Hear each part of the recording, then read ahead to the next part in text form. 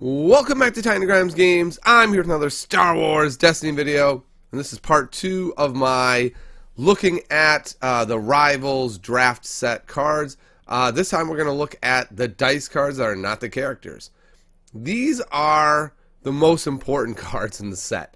The bottom line is when you're drafting, unless you get obscenely lucky and people pass you good dice cards, there aren't that many good dice cards that you're going to have in draft. So these are going to be the cards that you're going to play every time. We could really just stop there and say, we don't even need to evaluate them. You're just going to be playing these. Well, let's talk about them anyway. Let's start with the Crafted Lightsaber.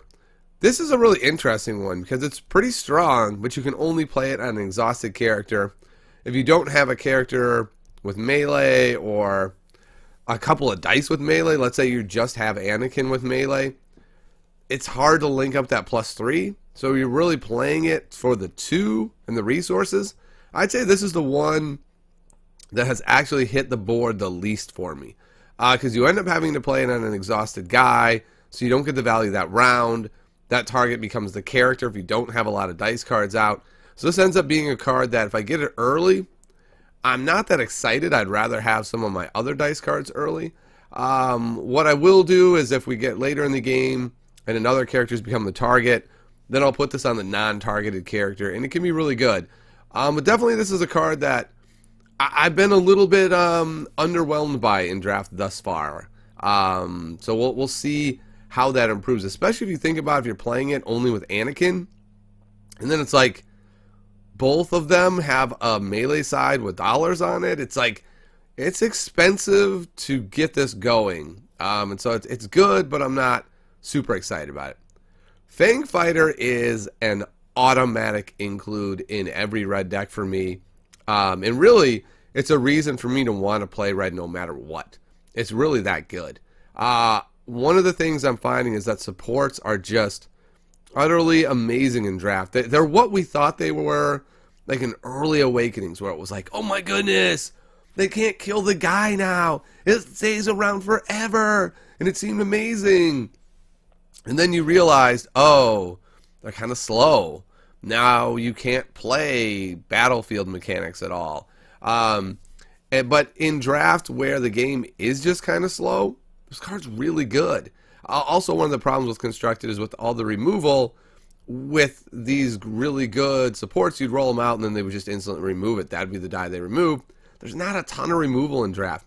I feel like Fang Fighter is one of those cards that if I get it down early, I basically have a 4th character or a 3rd character depending on my deck, and that's a huge advantage. This card and other 3-cost supports are just amazing in draft. Y-Wing, oh my goodness. My buddy John got his Y-Wing down turn 1. Over the first 3 turns, he rolled 3 specials and did 12 damage in 1. It was just as simple as that. I couldn't stop a Y-Wing. It was just too powerful. Fang Fighter is no Y-Wing, but Fang Fighter is definitely good. And really, no joke, I think Fang Fighter is better than Anakin. And so what I mean is, like, if you're trying to figure out, like, oh, I definitely need to go blue so I can get Anakin, I would go the reverse. Like, I definitely need to go red to get Fang Fighter. Like, it's that good. Alright, the Verpine Sniper Rifle, it's pretty good. I mean, it's got a 2 unblockable damage side. That's cool. It's very similar to the Crafted Lightsaber in that it's got the 2 for $1. It's got the 2 that doesn't cost $1, and then it has a plus side. But it doesn't have to be played on an exhausted character. So I like this better. It also has the focus, which is really good. Focus in draft is very strong. Focusing your own dice in a game with limited removal, focusing your own dice is very strong. I like this. I like it more than the Crafted Lightsaber.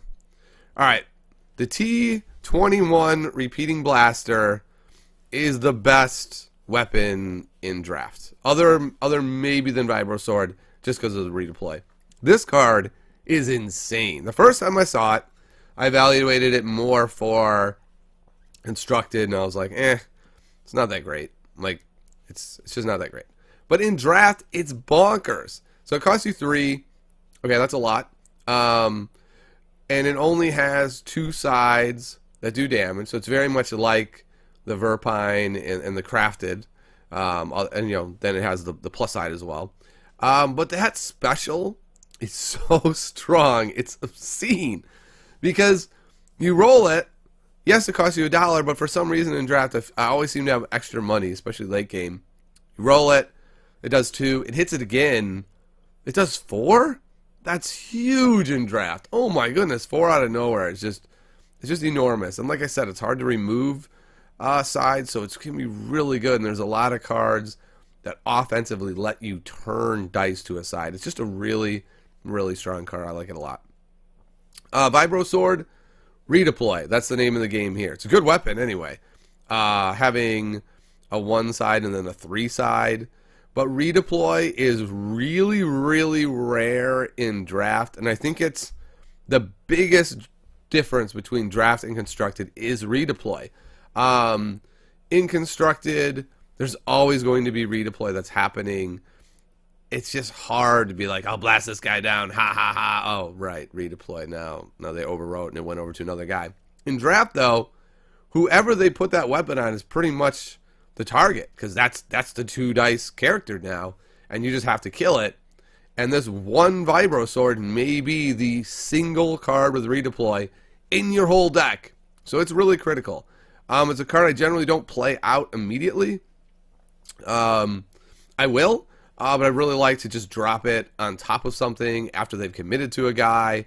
Especially if I put, like if I have this early and I know I'll be able to hold on to it, I'll try to get them to commit to somebody else who has a worse upgrade on them, leaving my better character untouched and then just dropping that Vibro Sword down. Because that's the other thing. Characters usually don't die out of nowhere in draft. In constructed, that can happen. You know, a tactical mastery drops down, your character's dead, and you're like, oh no, that blew everything up, amongst a million other ways for a character to die out of nowhere. They don't die out of nowhere that much in draft, so you have time to really consider your options for where you're going to put Vibro Sword. I really like Vibro Sword. I think it's very strong. I think you'll be playing it. All right, so that wraps up the rest of the dice cards in the Rivals starter set for draft and sealed. And next time, I'll be doing all the rest of the cards. See you next time on Tiny Grimes Games.